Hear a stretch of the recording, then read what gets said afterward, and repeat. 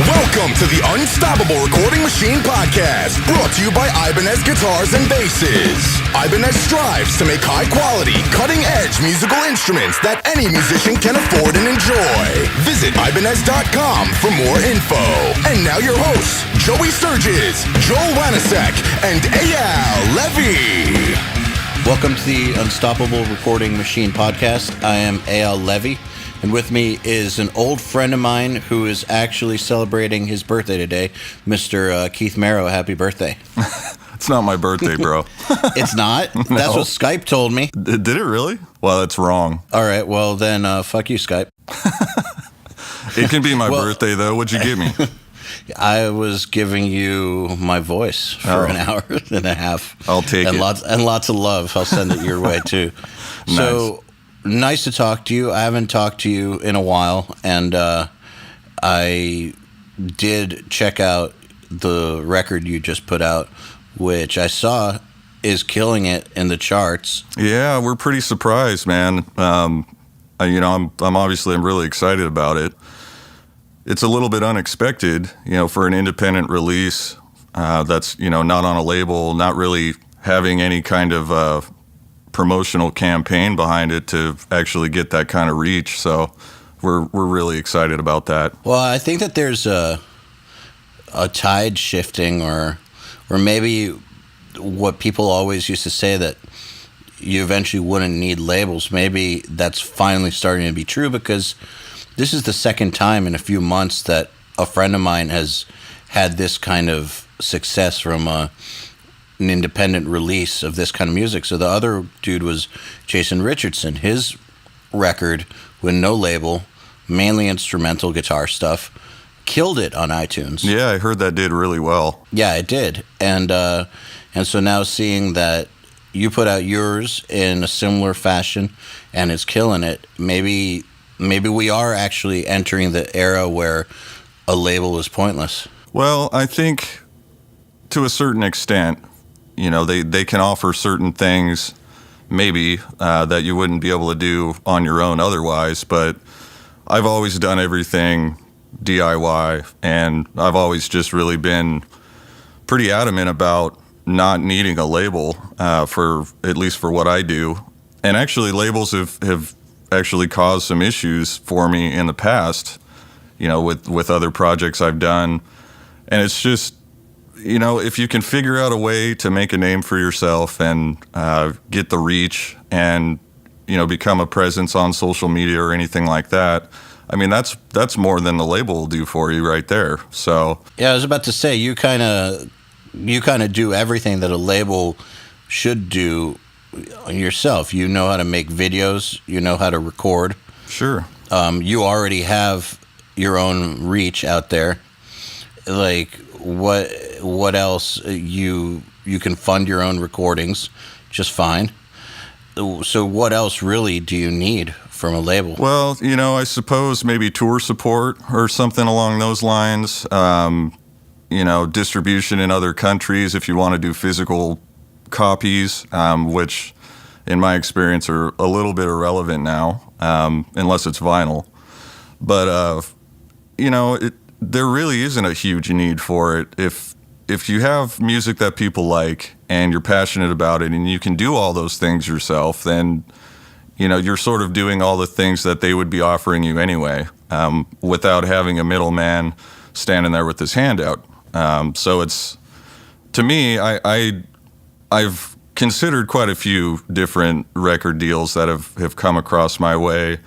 And, when you read them, you're just kind of like, why would I do this? Why would I need that? Or, what benefit would it actually be? And there's really not much. So, yeah, I mean, I'm happy to continue on being DIY, not saying that I wouldn't ever have any label affiliation. It would just have to be, a situation that was beneficial. So the right label affiliation. Yeah, I think so. And listeners of the podcast, if you want to hear an episode where we talk about a very beneficial label situation, listen to the podcast with Misha Mansour, where we talk about how Periphery structured their various record deals. So not saying that it's that there's no way to get a good deal, but if you're in a situation like Keith's, it better be a good deal or else it's pointless. Now, let me just say, though, that for you to get to this point, it took years and years and years. Like, for someone who doesn't have an online presence or your recording skills or video making skills, maybe getting a label to help with that stuff is a good thing. Sure. You're not just able to succeed in a vacuum. Yeah, absolutely. But, at the same time, if you're online and you're trying to do this and you're trying to make music, you probably know somebody who can do video or, have some sort of resource to do those sorts of things. And you also have all the resources right there to learn and figure out how to do that yourself if you have the ambition to do it. And labels can definitely do all that stuff for you. But really, I think it just starts now by, why would you want to be on a label? It's because you want to push your music out there. But it's almost, the climate of things now is like, if you're an artist that people are interested in, the labels are going to come looking for you. You don't have to go look for them. And then at that point, it's like, well, then why do it? What's the point? And I'm not bashing labels, and I'm not bashing anyone who's, trying to get signed to a label or anything like that. It's just the benefits aren't really what they used to be, I don't think. There's plenty of ways to get your music out there and even get it distributed on, any platform you can possibly imagine without ever even contacting a record label. So it's, it's just kind of up to you on how far you want to go and how DIY you want to be. And, I've always been extremely DIY. I mean, I change the oil on my own car and, mow my own lawn and all that stuff. That's just the way I've always been. So I also just really enjoy doing things myself. I like learning new things when it comes to doing production or video or anything of that nature. It's a lot more rewarding, I think, when you can step back and look at it and say that you did it yourself. And I remember when I stayed at your house when we did the boot camp in Portland. That was a while back. That was fun. 2014. It was fun. Where well, first of all, your house is gorgeous, but your little guitar toolkit area, like your guitar setup zone. Oh, the little workbench? The workbench. That, I wouldn't call that a little workbench. Just on the topic of you doing things yourself, that's one of the most well-stocked, organized, and efficient workbenches I've seen outside of like a shop.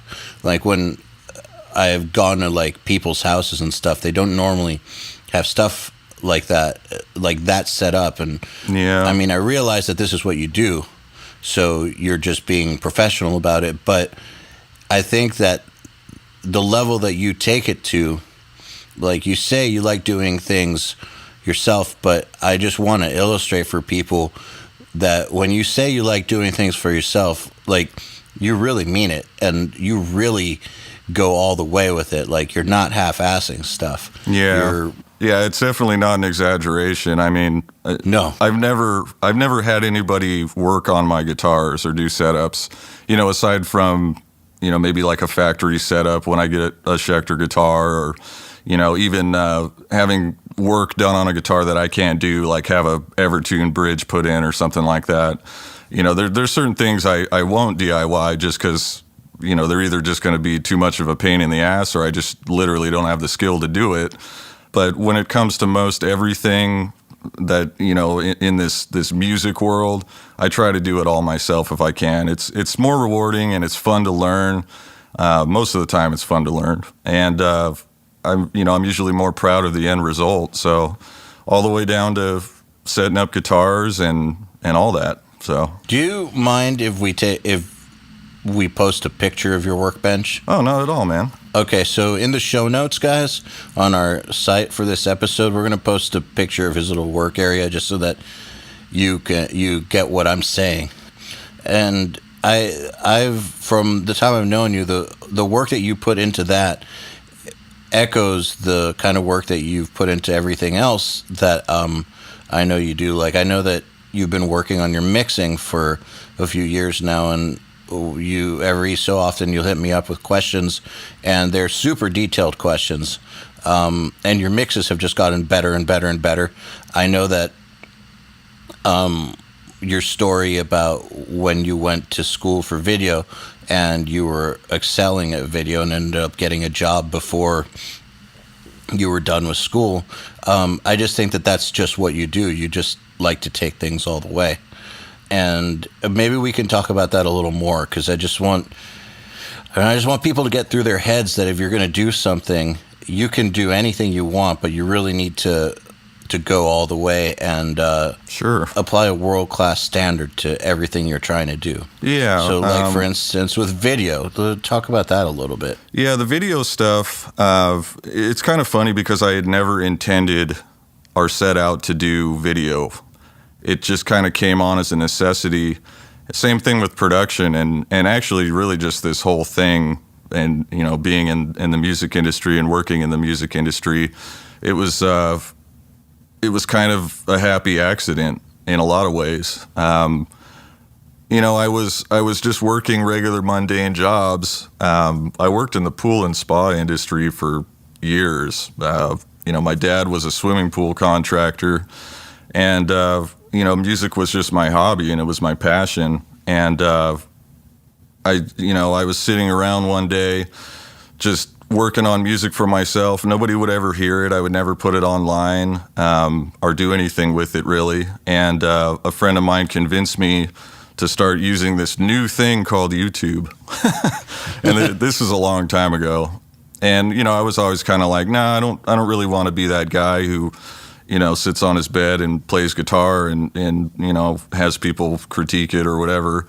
You know, it wasn't really my speed, actually, because I'm a rather reclusive and introverted kind of guy anyway.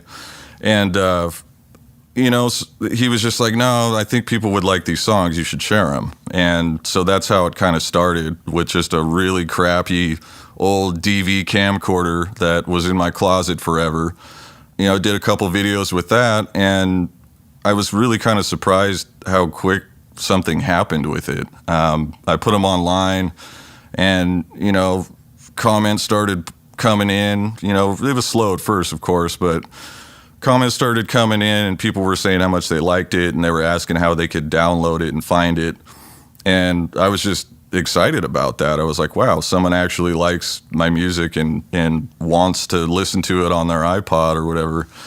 And, you know, so I just kept going. It was motivating, you know, to go further with it and see how much better I could get at it. And, you know, things started, when the economy crashed in the States here, I got laid off of that job I was working. And I was like, well, you know, I'm just going to go back to school and do stuff that I love to do, you know, and hopefully something will happen. So I went back to college for multimedia and went through the multimedia program at Portland College.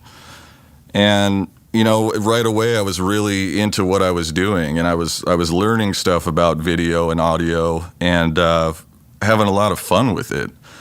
And from there, I just basically started doing projects on my own, you know, where through those initial videos, I had a few companies that had reached out to me asking if I'd like to try their products, and one of them was Seymour Duncan. And they sent me out a bunch of products just to try out in my guitars and you know, potentially do some videos with. And when I was in college, we had to obviously create a lot of video. So I was just kind of like, well, why don't I just figure out something cool to do with these pickups? And so I did a shootout video. You know, it was the first video I did for them. And they liked it a lot. So, you know, Seymour Duncan was stoked, and the videos doubled as a college project. You know, which obviously the college was pretty excited to see that they were doing well on the internet, and they got a lot of response, and, you know, and they were impressed with the quality of them at the time, which, you know, I look back at it now and I'm like, wow, these are really pretty terrible, you know, but yeah. And then as a result of that, Seymour Duncan actually created a job for me and hired me before I even finished my college career. So that just kind of kicked off a lot of things for me and got my foot in the door on, in the industry from that side of it, the gear company side of it. So that must have been pretty cool. You go to school for something after getting laid off, something that you really, really like, and before you're even done, you're already getting job offers for positions that didn't even exist, just on the strength of your video making. Yeah, and it changed my life. And ultimately, once you get a taste of that, that you got your foot in the door and all of a sudden things are starting to look really good and you're doing things that you love for work, you get really hungry and, you push harder to do better and you just, I want to be able to step back and look at something and say, yeah, I did the best I could with this. And, if I can't say that, then, maybe I'll try harder. And I do that every time because I'm never completely happy with anything that I do. So, it's always pushing me to do better or try harder.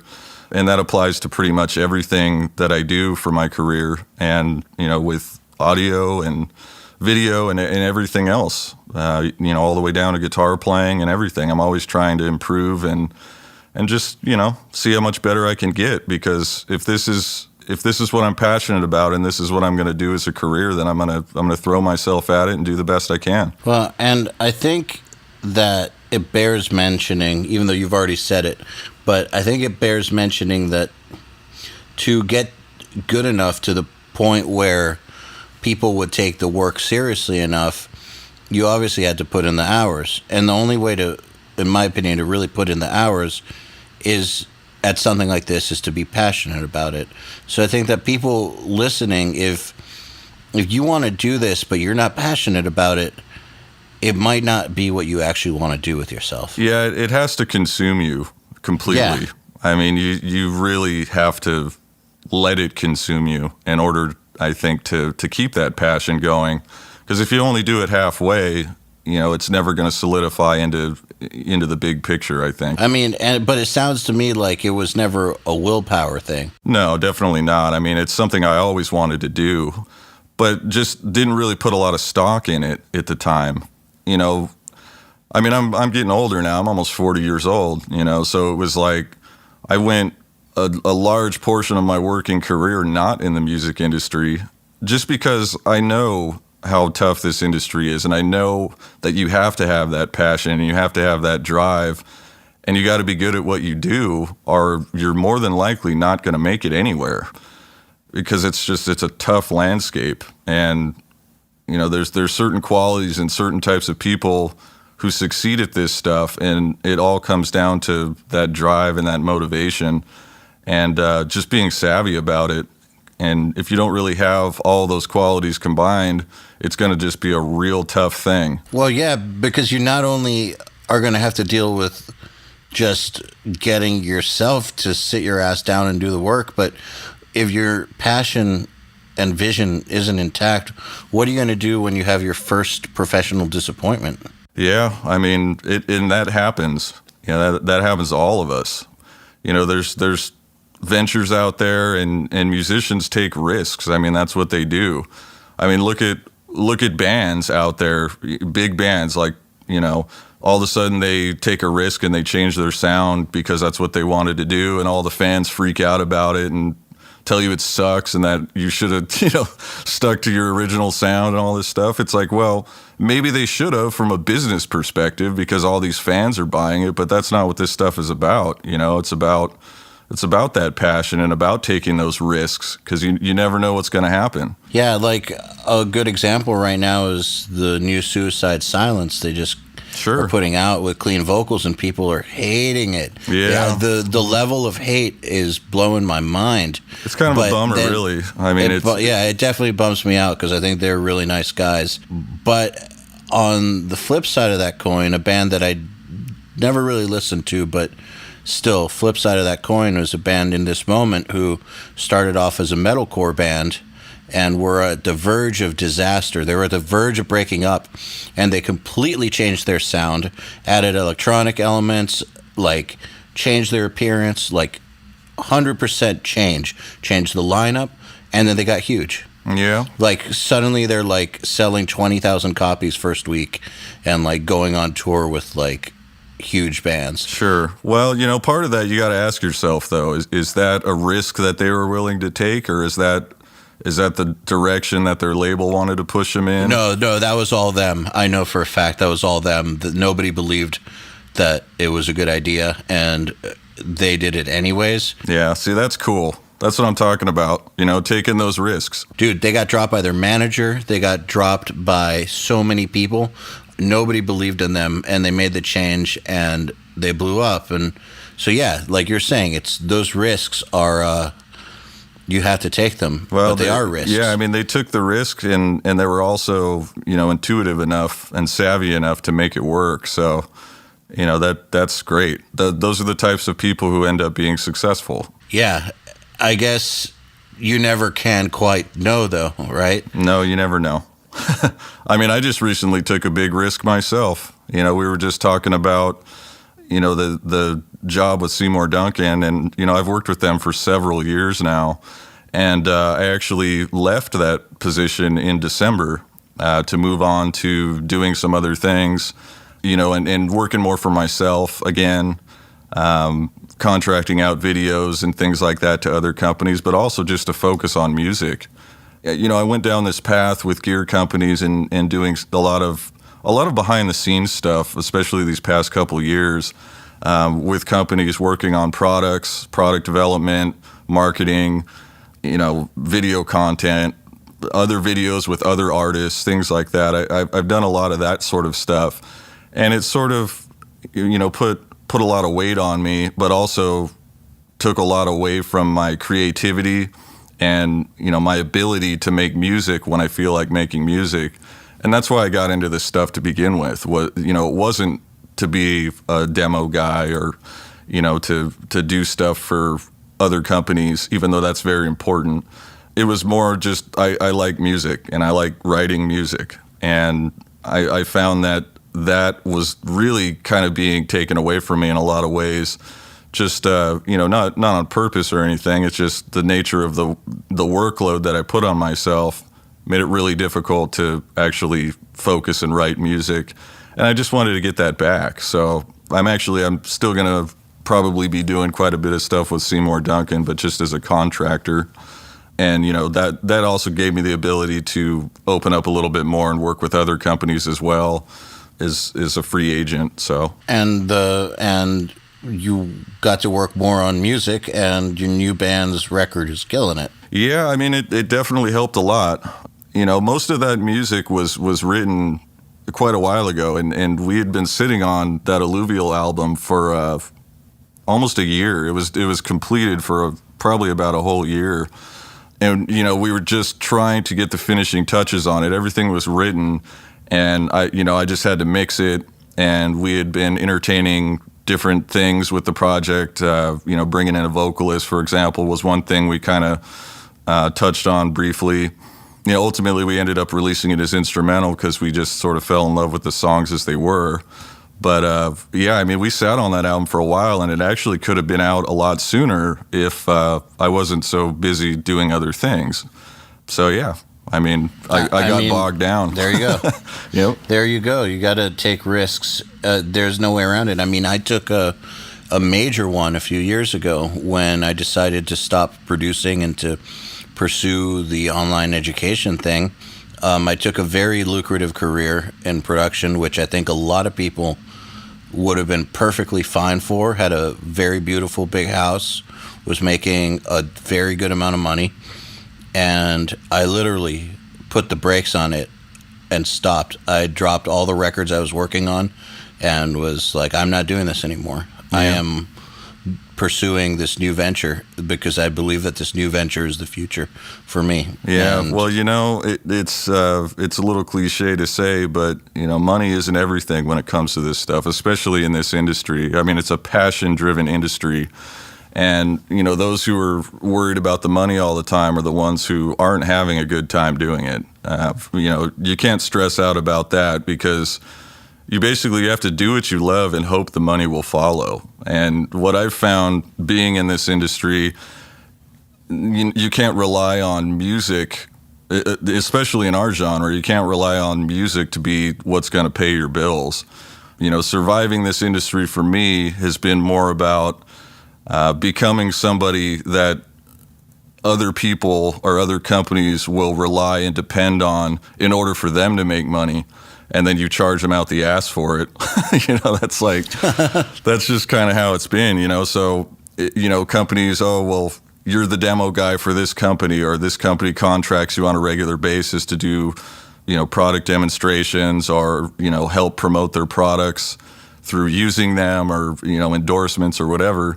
That's kind of how the modern musician, at least in our genre, needs to be in order to survive. I mean, you look at some of our colleagues, you'd mentioned Misha a little while ago. Look what he's doing. He's got his hands in all kinds of different things. He's got his drum software. He's got his pedal company. He's got a new PV amp. There's all kinds of stuff like that.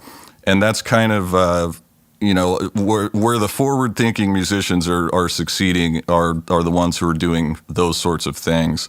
And you have to do that. You could be an amazing musician, make amazing records, and people will buy them, and you'll make some residual income off that. But the things have changed a lot in that regard. Obviously, digital sales are what they are, but they're so far down now compared to what they used to be because of streaming services that it's almost impossible to make a good income off of it unless you're totally crushing it. So you have to find other ways if you want to survive it. Even then, man, and by totally crushing it, you got to be asking Alexandria, yeah, bring me the, you got to be huge. Bring me the horizon, yeah, bring me the horizon, something like that, to be able to make what I would call a really good living. Yeah. You're not getting just for rich an example, either. Just to give some insight into that, the last record I released before the Alluvial record was that Conquering Dystopia record with Jeff Loomis. And when we released that, it almost seemed like the streaming services hadn't really caught on as much yet. They were there and they existed, but I don't think a whole lot of people used them. I think they were still using iTunes or, Amazon, which obviously a lot of people still are, but the streaming services have grown so much. We released that Alluvial record probably, a month ago or something like that, and it's already up to, over 30,000 monthly listeners on it. And that's 30,000 people who, that's great. Maybe only a tenth of those people actually bought the album, So with Spotify paying out 1/6 of a penny every stream, there's not much of a living to be made there, So you got to find other ways. Music, do music because you love it, not because you want to make money off of it. Yeah, and I feel like the whole making money off music thing was misguided about 10 years ago, but now it's especially misguided. I think that now it's almost like and this is kind of freeing in lots of ways, but it's almost like the music is the advertisement for what you actually do to make money. Sure. In a way. Absolutely. But that's freeing because it allows you to be more pure with your actual music. Yeah, well, the music is the vehicle to everything else that you're going to do in the industry. So you can do it without any, preconceived notion that you're going to make money off of it. That should never, ever be a motivation for making music. Obviously, if you're doing it professionally, you have to consider it, and you have to figure out ways to optimize that and monetize your work the best you can. But there's not much meat on the bone. There's just not. Especially in the metal world, it's very saturated. There's a lot of bands out there, so record sales are they're tough, and you can't really rely on them. It's definitely a passion thing. It's not really bands are a business, but I think the music is the vehicle to get you other business. All right, so let's change topics and talk a little bit about YouTube, if you don't mind. Yeah, not at all. Because I know that when you started doing YouTube videos, that was, virgin territory. There weren't a bunch of guys on there doing product demos or putting their music out on there. It was a fairly new thing. And now there's a lot of people doing it, yet you have managed to still thrive. What do you think are some of the key factors to being successful on there, and especially for nowadays where it's a much more saturated field? Sure. Well, the surprising thing about that, you mentioned that it's thriving, but it kind of isn't anymore. I've really kind of fell into the background a lot these past couple of years by working on stuff behind the scenes with companies and doing stuff in the music industry that was sort of, out of the public eye, I guess you could say. So I really hadn't been able to do very many videos to keep that channel sort of fed and keep people interested in it. So it's actually kind of plateaued out, and it's been sitting at the same subscriber base for quite a long time. And it's just because I've sort of had to neglect it, not by choice, but just because of the nature of everything else I have going on. But when I initially started out on YouTube, it was kind of in its infancy, at least in that realm, the guitar player, doing gear demo kind of stuff realm. I remember Ola England and I kind of started out at similar times doing similar things, and we actually became friends through doing that. So a lot of it just came down to when we did it.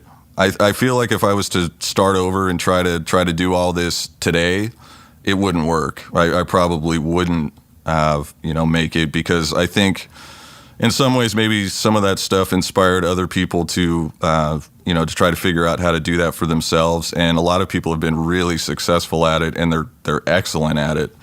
So it's definitely a hard path to go down, especially if you're starting from nothing now. But it can definitely be done. It's just the bar is really high, so you have to do really, really excellent work. Yeah, I mean, I think that you guys are responsible for how high that bar is. Well, I don't know about that. I think we all push each other. Everyone's kind of always improving quality in various areas, and we all learn and grow. I mean, it's just like anything else. The more you do it, the better you get at it. So you're kind of inadvertently raising the bar, but really for me, it's just raising my own personal bar. I want to do better every time. And if that translates to making other people want to try harder or inspire other people to do it, then that's cool. Yeah, absolutely. So if you were to decide that YouTube was a priority, what would you do differently then? Now? Yeah, if you were like, all right, I want YouTube to be my priority, what's Keith Merrow going to do? Well, that's a tough one. Because unless you're really crushing it on there, it's hard to justify the amount of time and effort it takes to make some of those videos. Just to give some people an idea of the amount of work some of that stuff actually is. I'm curious. Yeah, I get messages daily, that are like, can you do a video with this, or can you do a video for this amp, or it'd be really cool if you could compare these two products or something. And it's like, I don't know if they really realize what they're asking, because it's like, these are a ton of work to do. At least the videos that I do, they can definitely be done easier, and you can probably get just as an effective of a result out of it by not doing as much work. But writing the music, doing all of the audio recording and mixing, filming all the video, setting up all your shots, getting your lighting right. A simple 4 or 5 minute video can literally take a week to make. So it's really a lot of work, and it takes a lot of time and dedication to do. And so it's almost like that's why my video output isn't very high, is because I want to make videos that are good to look at. They sound awesome. They look cool. And, the music is the most important part to me, even if it's a stupid gear demo or something about a product that I don't really have much invested in, personally. When you spell it out like that, it really illuminates how many different skill sets you need to be proficient with in order to pull this off at a good level of quality. Yeah, you got to wear a lot of hats. There is a lot to it, especially when it comes to doing, like, let's say a company contacts me and wants me to do a video for a pedal or something. I mean, they're expecting that the quality is going to be really high and it's going to favorably reflect their product, unless the product is total garbage. It has to sound good. It has to look good. It has to be pretty polished. Otherwise those companies wouldn't be approaching me to do it. So I really have to do that much work, and you have to wear all those hats in order for them to be effective. It's just, I don't know. It's just funny to me, man, where people just think that you just put things together and it just wills itself into being. And it's not that. It's years of work with each one of these disciplines. Yeah. Equals this type of output. Sure. And, I'm definitely not saying that I make the best sounding and looking videos out there, because there's plenty of dudes out there who do amazing work. But I really do put a lot of effort into it, and it's a difficult thing to do. So, in the end, it's only going to be as good as you make it. Okay, so I'm curious about your production skills, because you're pretty damn good at it, and especially your mixing has come a long way. Have you ever been produced by a producer, like when tracking guitars, or have you always just done it yourself? I've always done it myself. And thank you for saying that. I have been trying pretty hard to get better at it, and it's a long road. But no, I've never been produced by anybody else. I've always done my own tracking and recording, and I haven't always done my own mixes and stuff like that. But recently, I definitely have. Well, I know that it seems like your skills have leveled up considerably in just the past couple of years, because back in Conquering Dystopia, you didn't mix that, but this new stuff, the mixes sound great. Oh, well, thank you, man. What have you been doing to up your game? Just been working at it a lot, but what specifically have you been focusing on? Well, it's kind of funny. In terms of the Alluvial stuff, for example, and, the album you mentioned, that originally came about, and I had been working on that mix for a really long time. I had initially wrote one song that actually ended up being the first Alluvial song, and sort of started tailoring the foundation of the mix based on that one song. And as the rest of them came along, I had kind of created this template based on that original song, and it just sort of morphed into the sound of the record organically over, a couple years. So it was something that definitely, it didn't happen overnight. I had worked on that mix for a long time and tried a lot of different things, and I kind of used it to get all my experimentation out on, trial and error, making it sound really terrible and then regretting it the next day and then trying to fix it. And, it was a long process, and ultimately, it was the first time, though, for me anyway, that I was able to get a mix that I heard in my head, if that makes any sense. When I visualize this music, when I visualize this music, and even during pre-pro, you kind of have this sound that you want in your head, and I know everybody has it. That's the reason why they mix the way they do. They're trying to get it to sound the way they hear it in their head, and the Alluvial mix was the first time that I was able to do that, and so I'm really happy with it, and I was really proud of it. It's definitely not for everybody, and there's a lot of issues with it, I'm sure, and there's a lot of things that could be critiqued about it, but it was what I wanted, and Wes loved the mix as well, so it ended up being exactly what we had hoped for. But it was a process of a lot of trial and error that lasted a solid 2 years. Well, one thing I've noticed about your mixes, always noticed this, even before they were really starting to sound like finished products, and I also noticed this from doing the boot camp with you and just knowing you, your guitar tones are just ridiculous. They're just, you have a way of capturing emotion in your guitar tone. Like, it's really, really weird. Like, you know how to make a guitar tone sound like it has teeth. Oh, wow. Or make it sound evil, or make it sound like it has aggression in there. And I remember when we made that one Kemper profile together, which at the time was like the best Kemper profile I had ever heard. I know you know the one I'm talking about, with the 5151 that we made at that boot camp. Yep. Right when Kemper had released the new firmware where their low end was finally fixed. That was the 5150 that I brought to the studio, wasn't it? That was of the amp that I had, or was that one they had there? Yes. That's right. Well, that amp's magical, but that same methodology kind of applies to everything, all the tones that I try to create.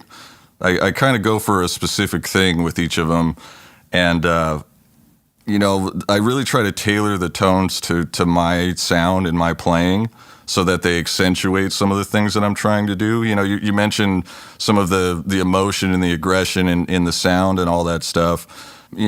Obviously most of the tone's going to come from the player and the way that they're playing certain things, but I try to tailor the tone to accentuate that the best I can. And that's been a long process too. I look back on some of my older stuff and I'm like, dude, that guitar tone is fucking shot. It's like the worst thing. But, over time, you find things. When we made that tone, there were obviously the normal technical things happening. Like, we tried out every speaker on the cab with multiple mics. We tested it out against multiple preamps, right? In every combination. We did all those things. But then once we decided on what was the best speaker, microphone, preamp combination, then you started tweaking it, and you tweaked it to get more aggression and anger out of the tone. I remember you saying that, and I remember we passed the guitar around, but I stopped playing guitar because my picking wasn't pissed off sounding enough. So we gave it to your buddy Chris Finster, because it was hard for you to dial tone while picking at the same time. Mm-hmm. And Chris plays like a beast. And so that was also crucial too, that we put the guitar in the right dude's hand. So my picking wasn't strong enough to get that tone. Absolutely. Yeah, and with that particular tone, and really when it came to making Kemper profiles for that session, and pretty much any Kemper profile that I do, I have a few tricks that I like to do that have really sort of helped develop my sound, and have actually kind of uncovered what I look for in a tone just by stumbling across a few little tricks that I found with the Kemper. When I dial in a tone with the amp that I want to profile, I get it to sound as good as I can, as clear and aggressive as I can, and there's one little thing that I figured out, that if you turn the gain all the way down to where it's just barely breaking up on the amp, and you just start to get that saturation, it almost sounds like there's just a layer of saturation on a clean guitar. Like on the actual amp itself? Yeah, on the amp itself. You roll the gain almost all the way back to where it's just barely breaking up, but you get all that resonance that you hear in the low, in the low mids. And then, it's pretty clean in the mid-range section, and then you have that nice sparkle on the top.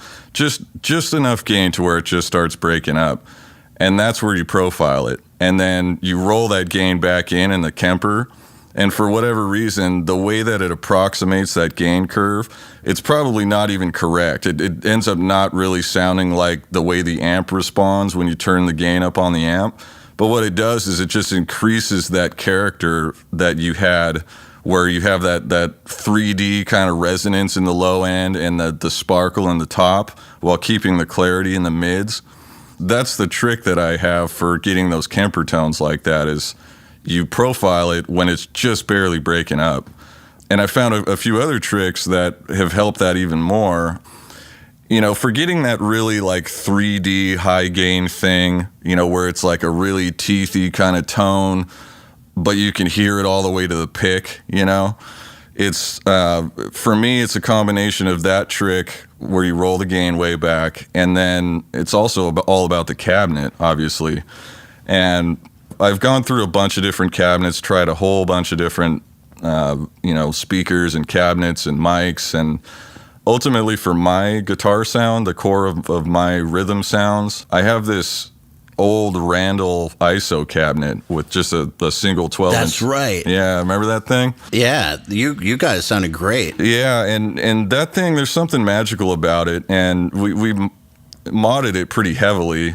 You know, those things by themselves, as they just come off the shelf, they sound absolutely terrible. They're boxy, they're nasally, they're just gross. But what we did was ripped out all of the insulation, and we filled it with like a real dense insulation behind the speaker, put in a creamback Celestian, and then lined the entire inside of the speaker area, including the lid, with with RLX, and then put a better mic mount in it, so it's more of an adjustable gooseneck type thing. And that same thing I was talking about, where you get the amp to kind of break up and resonate to where you can really hear the separation between each of the frequencies, you know, like low, mid, and high. You do that same sort of thing with that cabinet, and you just get it to sort of resonate. And you can hear it doing it with the lid closed. And, you know, you find the sweet spot with the actual volume that you're pushing inside of that cabinet. Because obviously if you push it too hard, it's just going to sound like a mess. And if you're not pushing it enough, it's just not going to have very much aggression. So you can kind of like tell when you have an ISO cab, it starts to resonate just right. You know, it's kind of weird. Like it'll vibrate a certain way, and you can just hear that low kind of woofing in there.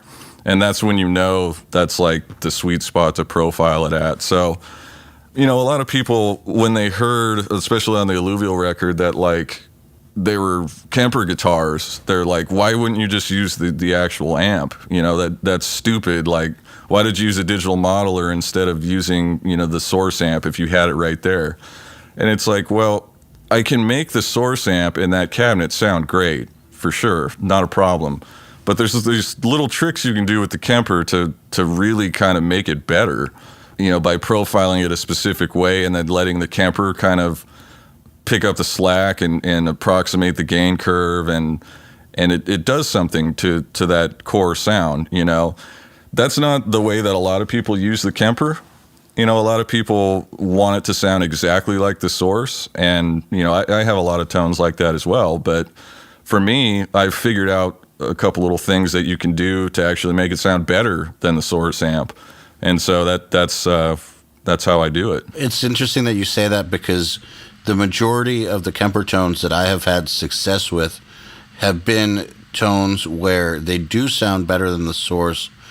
And then the ones that I find myself not using quite as much are the ones that were more meant to be identical to the source, because I feel like if you want to get it identical to the source, it's almost like why not use the source?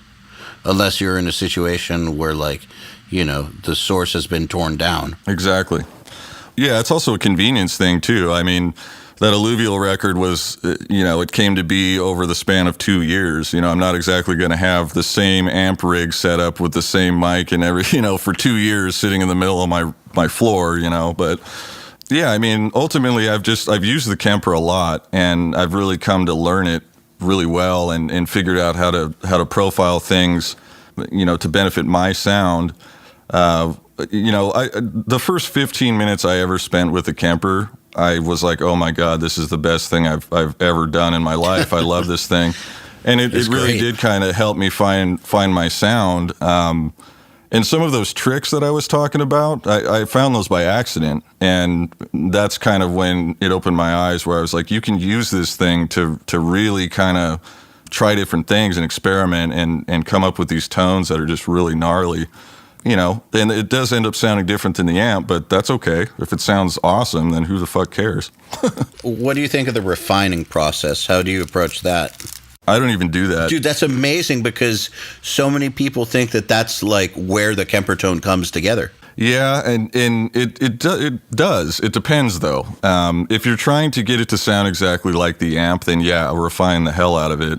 Hit refine and sit there and play for 10 minutes and hit every note on the fretboard, and it'll more than likely end up sounding exactly like the amp. But for the way that I capture my tones and the way that I do my profiles, I almost don't need it. It actually almost takes away some of those qualities I was talking about if I sit there and do the refinement, because that weird alien signal that the Kemper sends through the amp, if you had the amp set to where it's just barely breaking up and you're getting that 3D thing, if you go to refine that afterwards by playing guitar with that same tone, it just makes it sound really stupid. It's like the alien signal goes through and it all of a sudden it's like, okay, now you can go and turn up the gain on the Kemper, and it approximates it in such a way that it sort of saturates a clean sound and just makes it super clear. But if you hit refine and you start playing guitar, it's really just kind of ruining that, by making it sound really weak. So yeah, I mean, it depends. Sometimes I'll use the refine feature, and sometimes if I'm trying to get like my rhythm sound, I won't use the refine feature because it actually makes it sound worse. Wow, that's actually pretty fascinating. When you It's really weird, I know. No, but you do have your own sound, and it's monstrous. So it's just and now you all know. It's true though, dude. Not just kissing your ass. It sounds great. I just think it's interesting that you kind of figured out a non-intended use for the Kemper. Well, thanks, man. Yeah, absolutely. And that's why I swear by that thing. People are always asking me why I use the Kemper so much, or do I like it more than the Axe effects, or like it more than all these other modelers and stuff? And it's like, well, for that reason, I do. Because it really helped me find the sound that I wanted, and it does it in a really cool way. So, yeah, I mean, it's the trick to a lot of my guitar tones is doing that. And I think it's important to say that, or to just like highlight that you're not saying that it's the best amp modeler or amp sim ever made. It's the one that works for you, the one that you found your voice through. And I'm saying this because I don't want people listening to this to suddenly think that they have to own a Kemper in order to find their own sound. No, definitely not. Keith is saying is, yeah, that's how you found your sound. But for instance, Joey Sturgis, my partner, he found his guitar sound through through Pod Farm, the Line 6 sim, which a lot of people hate and a lot of people love, but he found a way to make it sound monstrous, and that's what works for him. So I just want to reiterate that just because it works for Keith doesn't mean it's going to work for you. Yeah, well, and they're all just tools, and really there's a lot of this weird kind of competition, especially in the modeler world, where if you bought an Axe Effects, then you automatically have to hate the Kemper, or you have to hate the Helix or whatever. Like, it's just, you just spent over $2,000 on this unit, so everything else is a piece of shit, and you have the best unit on earth. And I've never really looked at it like that. They're tools to use to get a desired result. I have an Axe Effects. I like the thing. I use it for effects and specific things like a tool. And, I use the Kemper for the core of my rhythm sound, which is based on an amp that I use. And, it's just tools to get the desired result. There's no, one's not necessarily better than the other. They all do different things. Absolutely.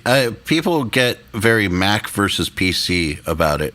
Oh, big time. It's full-blown Android fucking versus iOS all the way. Yeah. Dude, the silliest one of those is when people get that way about their DAWs. I don't get it. Yeah. And the funny thing about DAWs is, those all do the same damn thing, exactly. Just in a slightly different way. Who cares? Seriously, especially nowadays. Like, okay, so I understand maybe 10 years ago when people were like, Pro Tools is the industry standard. If you want to work in the world, you better know Pro Tools. Okay, maybe 10 years ago. But now, and for the past 5 years, not the case. Not the case at all. Yeah, not really. Yeah, not really. I mean, there's obviously, really big commercial studios are still, all over Avid's nuts, but it's really just comes down to what works for your workflow and what you're comfortable using, because they all kind of do the same thing. I mean, I use PreSonus Studio One Pro, and I've used it since the beta release of it. And, I've dabbled with Pro Tools and Logic and messed around in pretty much every DAW just to do it. But for what I do, considering I don't really do mixes for other people, it's mainly for me, I found that I work best in Studio One. We have a few listeners who use Studio One, and all you Studio One users seem to really love it. I do, man. I swear by it, and if there was ever a time I was going to get Mac or PC on anything, I'd be like, dude, Studio One is fucking awesome, because it is. It's got a lot of features that really help me, in my workflow to get ideas out. It's very much a creator's DAW, if that makes any sense. Pro Tools a great editing DAW. Logic is a good mixing DAW, but Studio One is a really good creative DAW. The workflow in it is super smooth and really intuitive. It has this scratch pad feature on it where you can basically add simultaneous timelines to your session and mess around with different tempos and mixes and all this other stuff without affecting anything on your main timeline. I think other DAWs have a similar feature, but the way that Studio One does it is really pretty cool. And isn't Melodyne built into it? It is, yeah. Which I don't really use. It's a little cumbersome, I think. But Melodyne is cumbersome to begin with. So, in my opinion, I've always used Auto-Tune, but like a lot of people love Melodyne, and I just think that it's interesting that it's built in. Yeah. Well, I did use it on the Alluvial record for one thing, and that was to convert my bass DI to MIDI and then run that through JST Subdestroyer for the very low end of the mix. Boom, right there. That's what that plugin is for, actually, so you used it right. Oh, man, it worked great, too. It really fills out the sub-frequencies without really affecting the sound of your bass guitar. It just adds this layer of just massiveness to it. I think that a lot of people struggle with the bass programming part of it, and it's like, just use Melodyne. Boom. Yep, that's all I did. I basically, you can do it with one button. It takes your DI, it analyzes it. It's never perfect. I mean, you always have to go in and fix shit, but it gets it really close, and then you just drop Subdestroyer on it, and there you go, you're done. Well, back when we did the boot camp, I didn't know how to do that yet in Melodyne, and I remember we had talked about doing that. Yeah, didn't we program it from note by note? Yeah, and then I remember later saying, you could do that with Melodyne. And then we were like, yeah. And then I think that's when I started doing that, was after that boot camp, because I'm like, why don't I just do that? Programming note for note in the piano roll for music like yours is a cumbersome task. It takes a while. Dude, programming anything note for any kind of music is like the worst thing on earth. Well, you program drums. Yeah, and I hate it. Yeah, good answer. No, I mean, it's not bad. It's there's some art to it, and obviously it's only going to be as good as you make it, so you have to have patience and dedication to doing it in order for them to sound, convincing and powerful and believable. But it's definitely not the funnest part of the process. Yeah, I completely agree. So you've done something that reminds me of what I used to do when I was playing, which it was a strategy that I employed, like when I was finding the lineup for Doth or when doing Avalanche of Worms, was to try to surround myself with the very best that I could have access to, because I always figured that, well, I think you're a sick guitar player and better than me, but the point is that I never thought I was very good at guitar, so I figured that I should get with guys that I think are fucking smoking, and that would elevate the project. And you've gotten with guys that are just like best in the world status, like Jeff Loomis or Wes, like on Conquering Dystopia, Alex Rudinger, like, was that always a goal to find like the very, very best of the best for your projects? Yes and no. It's kind of a similar thing, like I know my strengths and weaknesses when it comes to music and guitar. But when it came to Conquering Dystopia and Alluvial and other projects, it was more just because those people have become my friends over the years, and working with them is just more of like an enjoyable experience. That's not to say that, they definitely elevated those projects to somewhere that I couldn't have taken it on my own, but that wasn't really the purpose of that. Like doing the album with Jeff, we did that because we had been talking about it for a long time, and it was just something that we wanted to do for ourselves. And the same thing with Alluvial with Wes. Actually, that even predates Conquering Dystopia. Wes is one of the first dudes I even met in this whole game. He helped me get my first endorsement way back in the day. When I very first started getting on YouTube, we became friends really quickly through the internet, through forums. And we had talked about doing an album since then, all the way back in, I don't know, it was like 2007 or something. But, that was more like something that we knew we wanted to do because we had a lot of the same interests. We even had a similar sound and style when it came to playing riffs and writing songs and stuff. But that ended up not ever really happening, early on, because Wes obviously has been really busy touring around with a lot of other bands and working on a lot of different things himself. But we always talked about it. We always wanted to come back to it at some point, and we ultimately ended up doing that. But the Conquering thing, that came about because when Jeff and I first started hanging out and playing music together, it was just for fun, and we were sort of doing small gear demos for companies that, they'd send us an amp and say, can you guys do a video with this? And we would just write music that was very not serious. It was just like, oh, let's just make some really dumb, ignorant metal. And, people liked it, and they were like, you guys should do a record. And we heard that so much that we were finally just like, well, maybe we should make a record, but maybe we should take it seriously. And so we did, and it was an amazing experience. And working with guys like that is humbling, and it's difficult and it's rewarding all at the same time.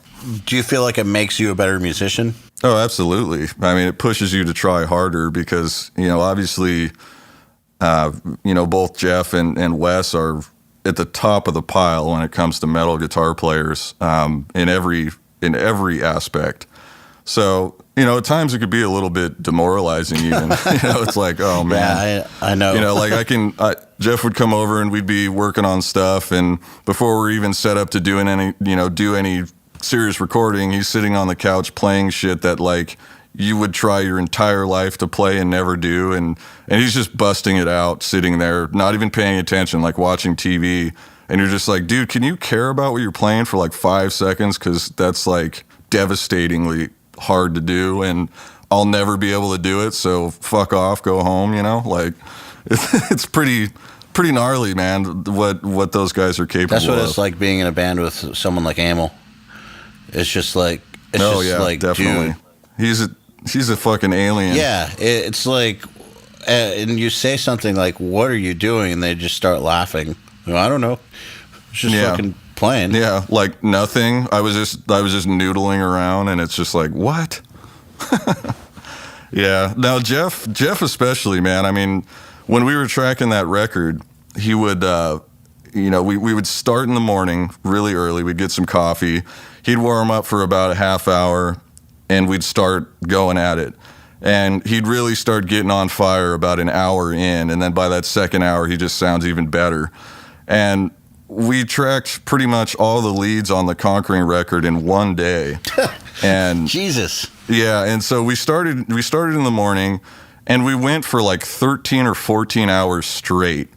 And by that 14th hour, you'd think, most any guitar player would be burnt out and be ready to just throw the guitar. They just don't sound as good as they did, 2 hours, 3 hours in.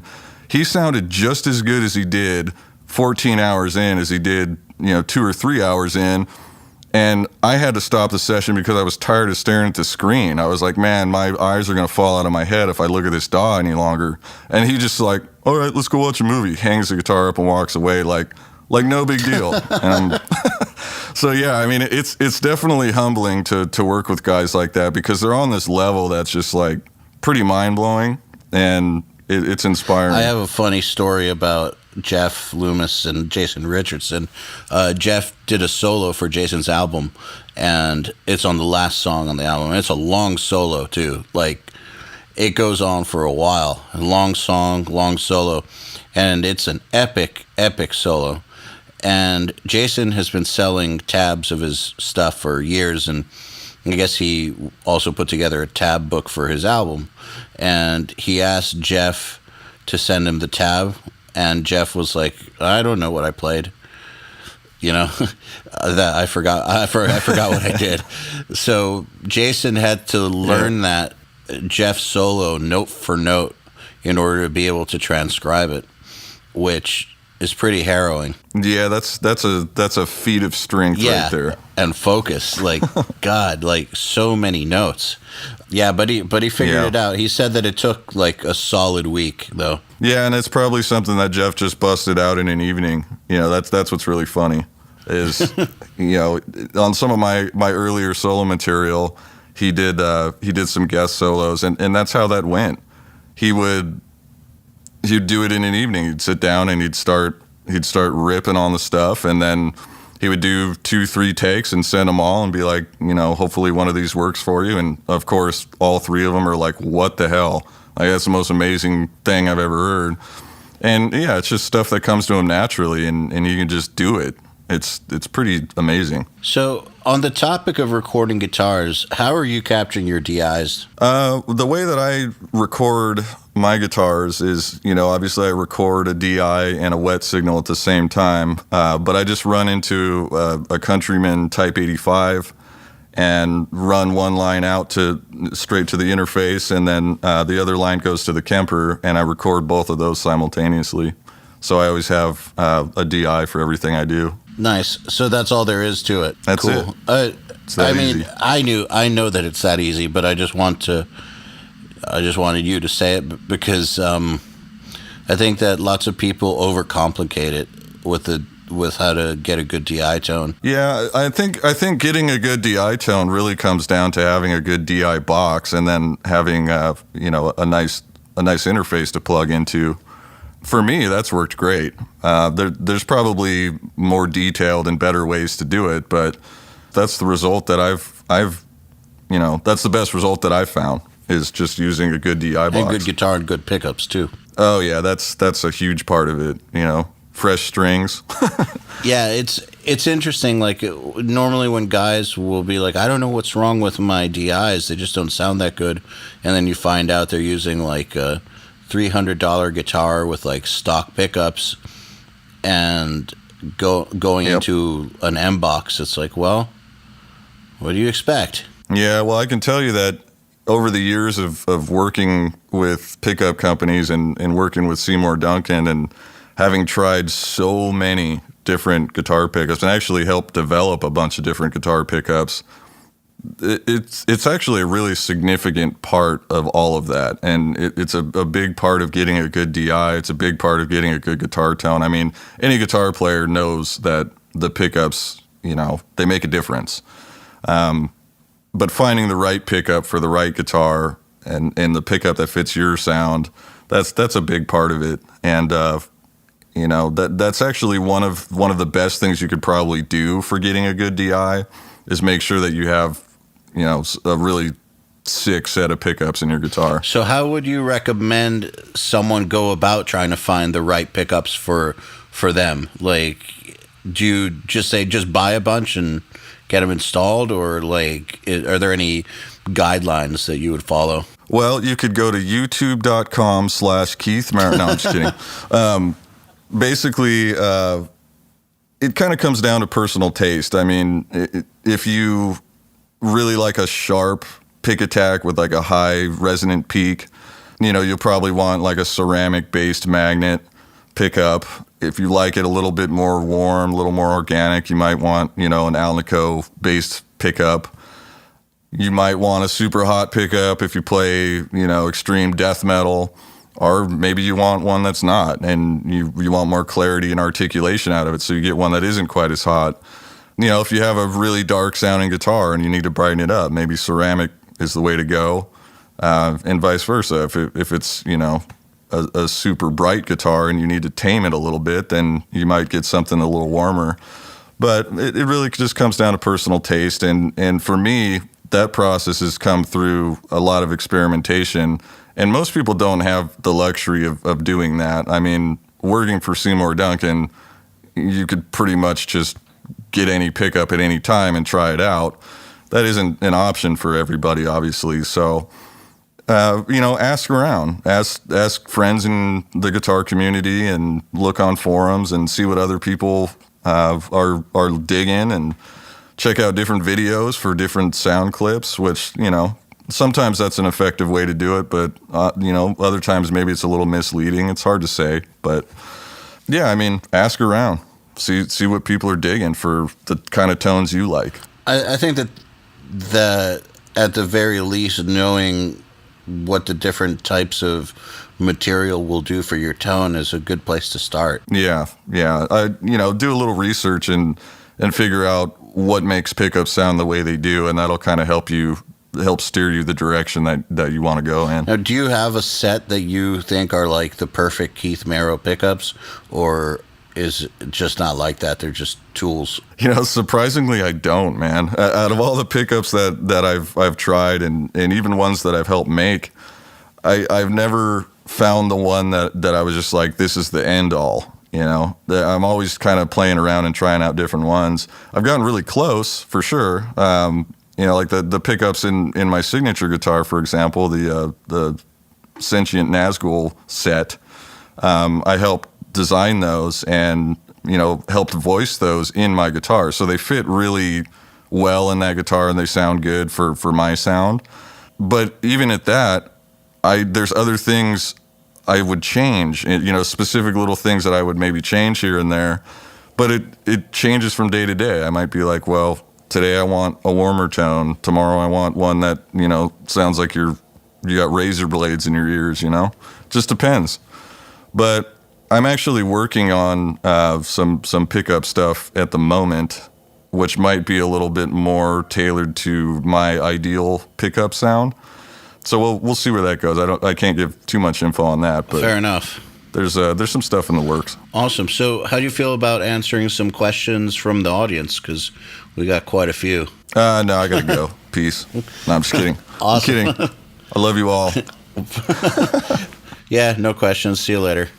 Nice talking to you. No, I'd be happy Awesome. to, man. Let's do it. All right. So some of these questions were actually things that I wanted to talk to you about.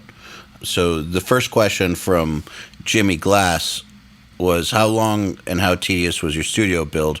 Great job with it because it's amazingly beautiful. Okay, so we know that it's tedious because anytime you go to build a studio, it's tedious. Like, for instance, I have a brand new one with Andrew Wade, and it took a year to get constructed, and it's gorgeous Sure. now. But so, yeah, I mean, anytime that you're going to build a room or a studio, it's going to take about 3 times longer than you think it will and cost about 50% more. So let's just start with the basic construction, like what you did to treat it, and whether or not you built special walls or anything like that. Yeah.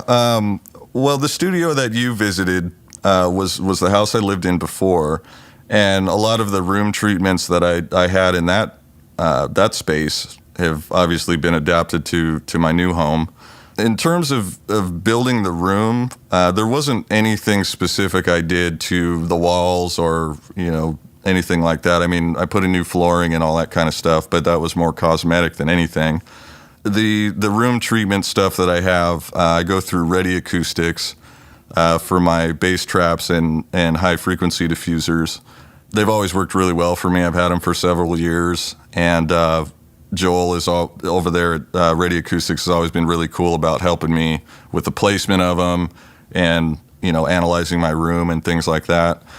But really, the setup isn't that complicated, believe it or not. It's just some panels on the walls, and I have a desk on the far wall with my DAW rig in it. And in terms of the gear that I have, it's really tailored just specifically to what I do, which is primarily guitar recording. I'm not set up to do drums. I could be, but, I'd have to give up the guest room that people come and sleep in, which I don't really want to do. But I really have a limited amount of availability to do big projects in here. It's more just for doing guitar, bass, vocals, things like that, and really only for myself and the friends that I work with. It's not really something that I do for. I don't do mixes and recordings for other people generally. I have, and I've used it for that for friends and stuff, but it's really tailored for what I do, and all the gear that I have are things that I use to do what I do. So in terms of building it, it was pretty organic. And, a lot of the gear came from doing demos and working with companies and stuff like that. So the cost of it is probably not as much as most people might assume, just because a lot of it was trade and barter and, doing work for it. And we'll put some pictures up and get also in the show notes for people. But, okay, so I'm assuming, I've seen pictures of the new place and it's gorgeous. But some of the things that I remember about your old place, which I'm sure you've improved on, but you didn't need to improve on, was it's so damn organized, like down to how you use your monitors, the monitors you look at, not the ones you listen to, like how you would have one monitor for a specific purpose, like programming drums. I remember that. And it was all set up to where you just had, for what you do there, you had maximum efficiency with your tools. Like there was nothing was in your rig just to be there. Yeah, well, there's two reasons for that. The first reason is, when I write, I don't really like to be obstructed and messing with, stuff in the DAW and trying to switch windows and do all this other kind of stuff. I have to kind of have everything right there and not be bogged down with the actual production process, even when I'm writing. So that's just mainly for convenience, and I put a lot of thought into that. Like, how can I make my workflow more efficient so that I can get my ideas out without having to really think about doing all this other stuff that isn't musical? And that helps my process a lot. And I guess the other side of it is I respect it. I respect what I've earned, and I respect what I've worked so hard for. And, maybe I get a little OCD about it even at times, where it's like, I worked hard to have this, and I'm going to respect it. I'm going to take care of it and keep it nice and keep it organized. And that's, if you're proud of it, you're going to keep it clean. Yeah, for a lot of you mixers out there, the way that Keith talked right now about how he doesn't like to be obstructed by the DAW, a lot of that are the same thinking that we have when we say to do your mix prep on one day and you're mixing on the next day, because it's more efficient that way, that you do all your setup at one point in time and you take care of every piece of setup needed at once, so that once you actually get to mixing, you're not messing with any editing, any track naming, any routing, anything. You can just get straight to mixing and nothing's in your way, because there's nothing like messing with a DAW or editing something to knock you out of that creative state you need to be in to make progress. That's exactly what happens. Is you end up going down this path where you're like, well, what does this plugin do, or what is this going to do, and how do I get it to sound like this, or how do I do this, and then all of a sudden you're out of that mode. Every guitar player who's written a song that they're proud of knows that feeling, that when you get buried in it, you don't want to think about hitting record. You don't want to think about levels on your mixer. You don't want to think about any of that stuff. You want to get that idea out, and you want to be stoked about it. You want to feel like you're in this world that exists somewhere else. And you can't really do that if you're fiddling with your gear all the time. And the prep is a big thing too. I mean, that applies even when like when we tracked the Alluvial record or any of the other things I've done. You know, like if I'm tracking Wes, for example, you know, he's got his little station set up where next to him he's got coffee, he's got a tin full of picks, he's got, you know, a towel, he's got masking tape, he's got all this stuff, you know, laid out right there next to him to where he doesn't really have to think about it. It's like if he needs it, it's right there. It's not going to hinder the creative process. It's not going to hinder his performance in any way. It's just all right there. And I guess it's just a matter of thinking about that stuff beforehand. It makes the process a lot more enjoyable, I think, when you're not having to like go back and try to find something or mess with gear. I think that flow state is a very delicate thing. It is. It's an important thing. It's crucial.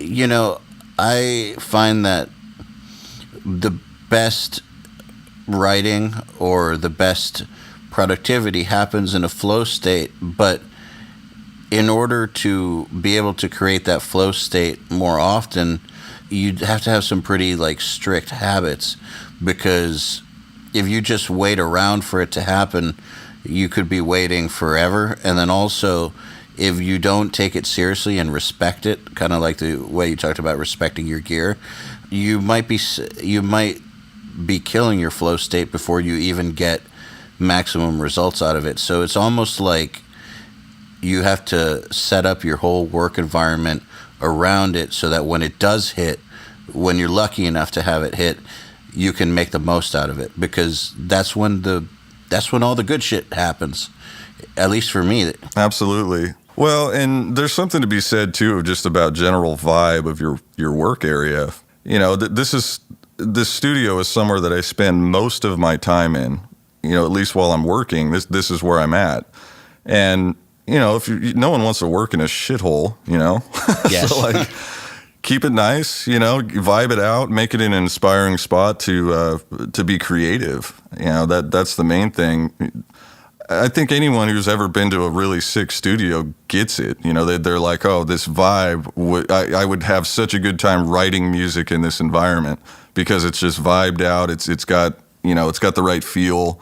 Nothing is slowing you down. All it is just inspiration. So that's how I tried to do this spot. And surprisingly, I've actually had a few people tell me how effective that's actually been for them when they've come to this studio. My buddy Doug Rappaport, for example, he's an amazing musician.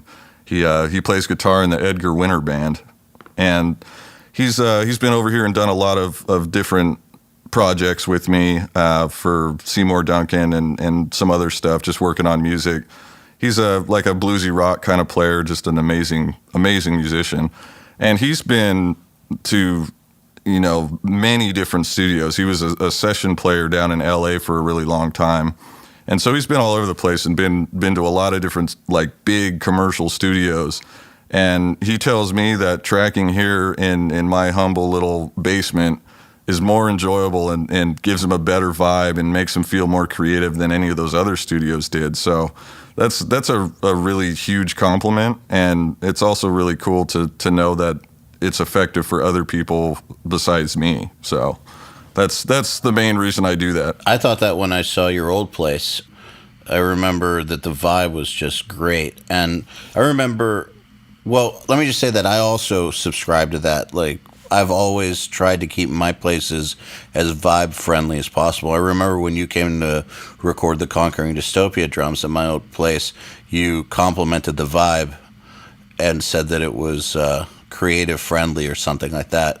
And that's something that I always try to keep in mind as well, because it makes a big difference. If you feel like you're in a place that you can be creative and that feels good and it's like vibey, that's great, as opposed to feeling like you're at a dentist's office in a strip exactly mall. Well, and you can do that in so many subtle ways. I mean, you know, a lot of guys out there, they just have a laptop in their bedroom and have headphones and stuff, and there's still ways you can make that environment feel more like a creative studio. And you know, I mean, really, it comes down to just ask anybody. Would they rather track guitars in a really cool and classy studio, or would they rather do it in like some dude's garage with, fucking spray paint on the drywall, Like, it's just like, what's going to make you feel more creative? What's going to inspire you? And I guess if you're playing, crust punk or something, then maybe the garage is a better fit. I don't know.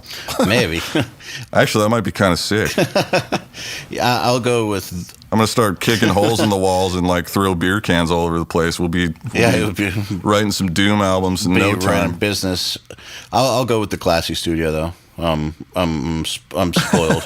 Here's one from Jack Hartley, which is, you seem to have an endless supply of amazing riffs. Can you give some insight into your writing process? Do you sit on riffs and let them develop over time, or do you demo them and start composing and arranging as soon as the inspiration strikes? That's a good one. Yeah, I mean, when it comes to writing riffs, I usually have them in my head before I play them. And I'll get out the idea for the most part on the guitar based on, the way I kind of wrote it in my head, and then I'll embellish it or make it better once I actually have the instrument in my hand. But it's definitely not an endless supply, not by any means. It's just like anything else. It's a difficult thing to get in the zone sometimes and to get a creative sounding riff and make it cool, but man, I honestly, dude, I don't even know how to answer that. I really don't know how to answer that because it's like... It sounds to me like it's all of the above, honestly. Yeah, I mean, I don't have an endless supply of riffs. That's...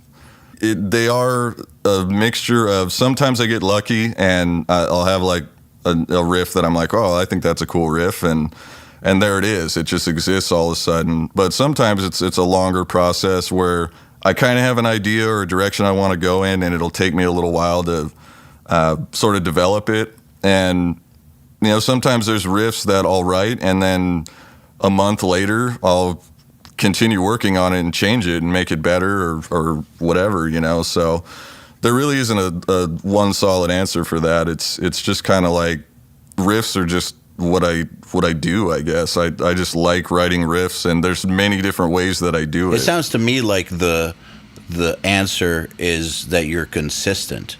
So, like, you just write a lot. Well, I only ever write what I want to hear. You know what I mean? Like, that's, I guess, the riffs that I write sound the way they do, and they sound like my riffs because they are. And, it's one of those things where I'm just kind of like, this is what I'm feeling, and this is how I sound, and this is my kind of music that I want to hear. And so the riffs just kind of happen like that organically, like if I'm going to ask myself, does this sound like one of my riffs? Does this sound like something I would play?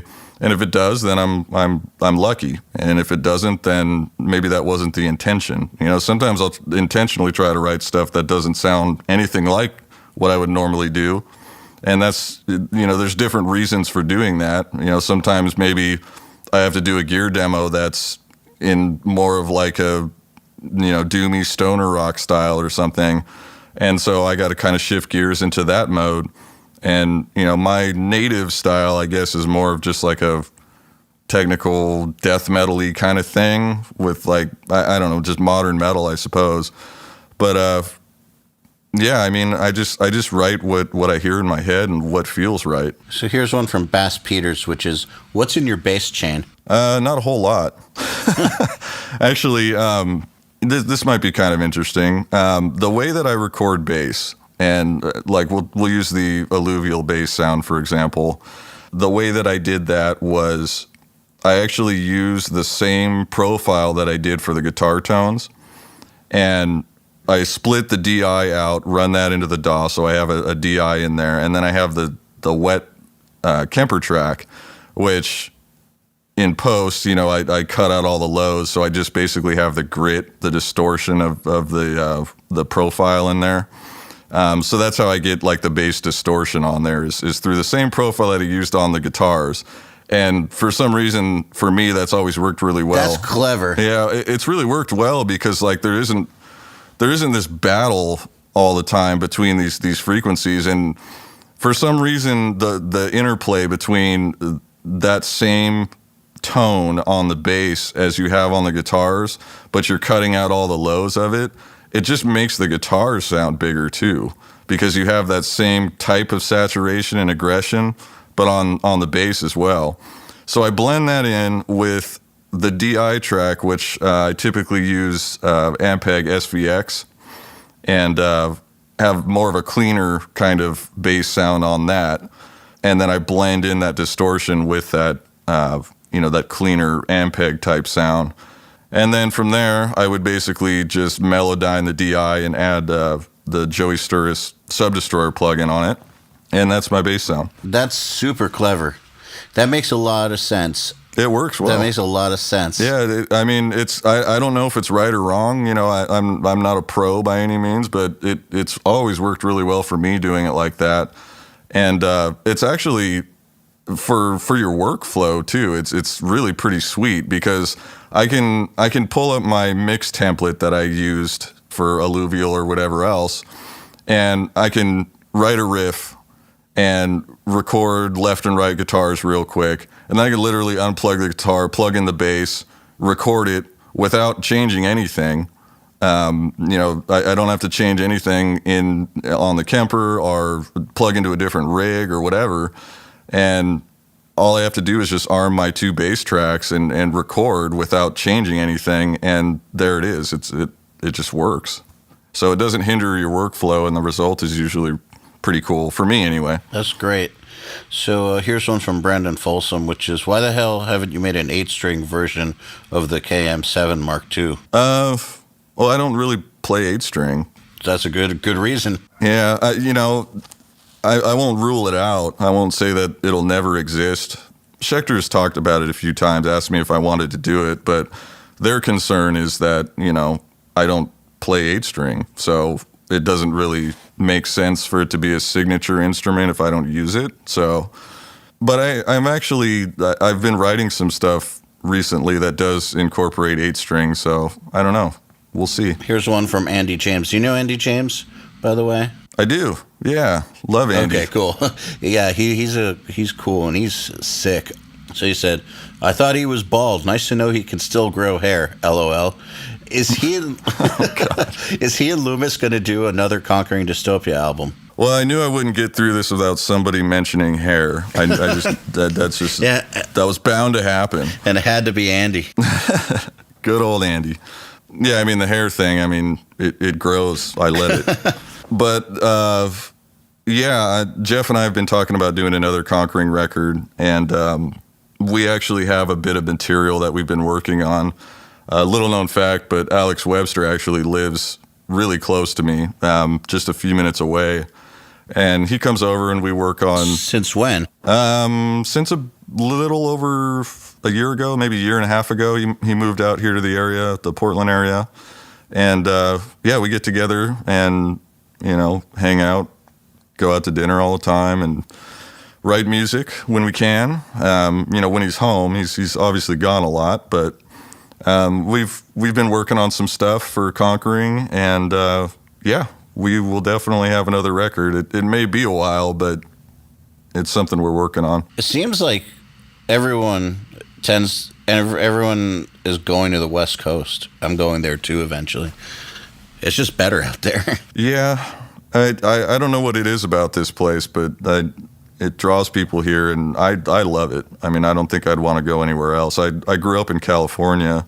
I was born down in the LA area and spent most of my younger years down there, and ultimately ended up in the Pacific Northwest, and this is where I'm going to be forever, I think. I love it out there, man. It's gorgeous. It's just chill. Yeah, it's just chill. It's kind of more my speed.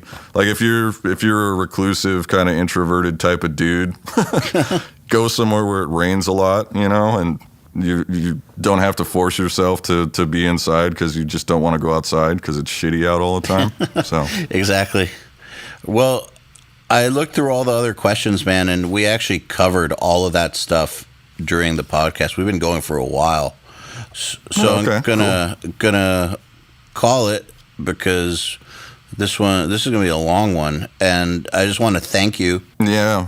Well, feel free. Yeah, I mean, dude, feel free to cut anything out that sucks, man. I mean, No, really. we're good. I just want to thank you for coming on and being so open with your answers. I know that the listening audience is going to love this, and thank you. Oh, man, it was my pleasure, dude. The Unstoppable Recording Machine Podcast is brought to you by Ibanez Guitars and Basses. Ibanez strives to make high-quality, cutting-edge musical instruments that any musician can afford and enjoy. Visit Ibanez.com for more info. To ask us questions, make suggestions, and interact, visit urm.academy/podcast and subscribe today.